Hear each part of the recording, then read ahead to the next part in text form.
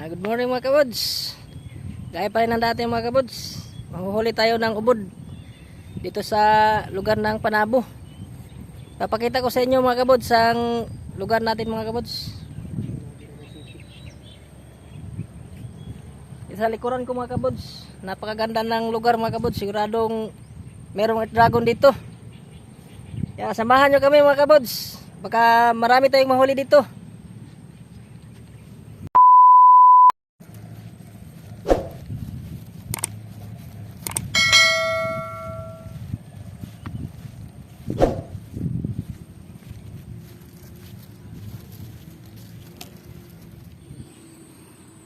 Mga kabuds, may nakita tayong ubod mga kabuds.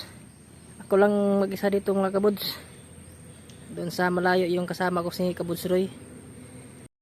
Gawin ko na lang to mag-isa mga kabuds.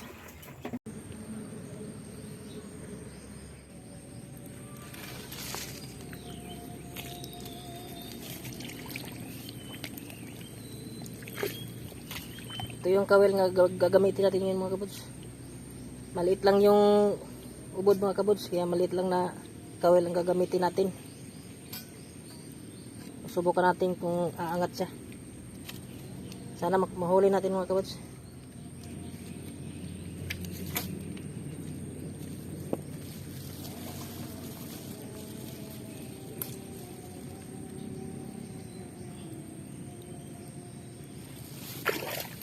Hugasan natin kasi napaka tangog.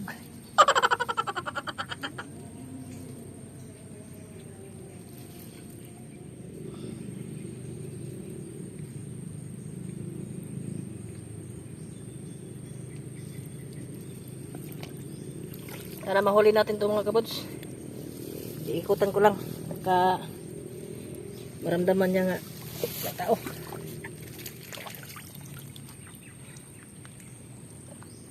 Napakalalim ng putik mga kabuds. Dandahanin lang natin ito mga kabuds. Mahuli natin.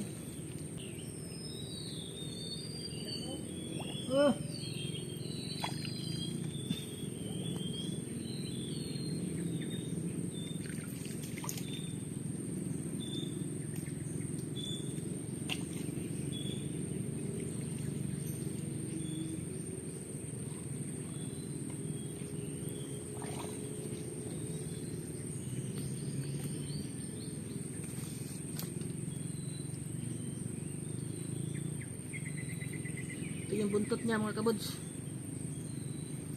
Subukan natin paangatin. Sana mahuli natin to. Tinamaan mga kabuds. Maliit. Wala. Maliit lang mga kabuds kasi nasa ibabaw siya. Ito yung mga kabuds oh.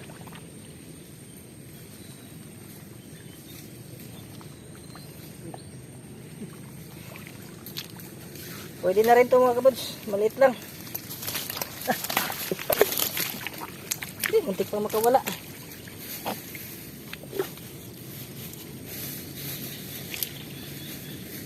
Asa? Siguro? Ito mo.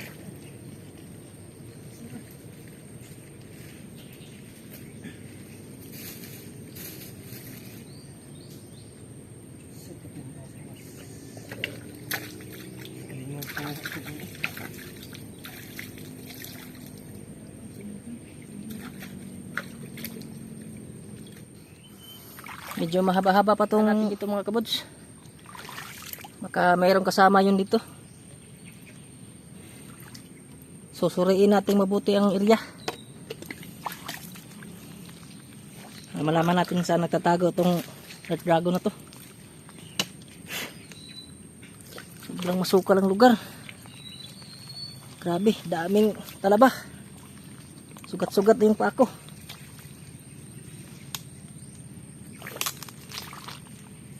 Sana may makita pa tayo dito mga kabuds. Madagdagan yung huli natin. Napakalayo pa naman dito.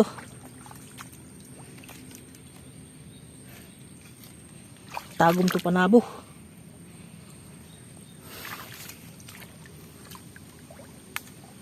Sana madagdagan pa to.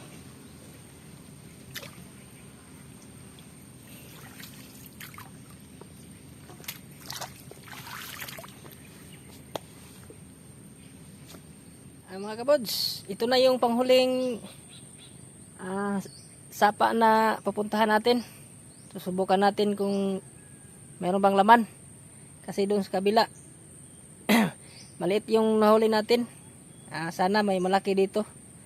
At susubukan nating tignan yung area. Mga kabods, wala ginatong nakuha mga kabods. Sa radyo kabuok. Minus itong area mga kabods. Pero okay na, kaya nakuha ta.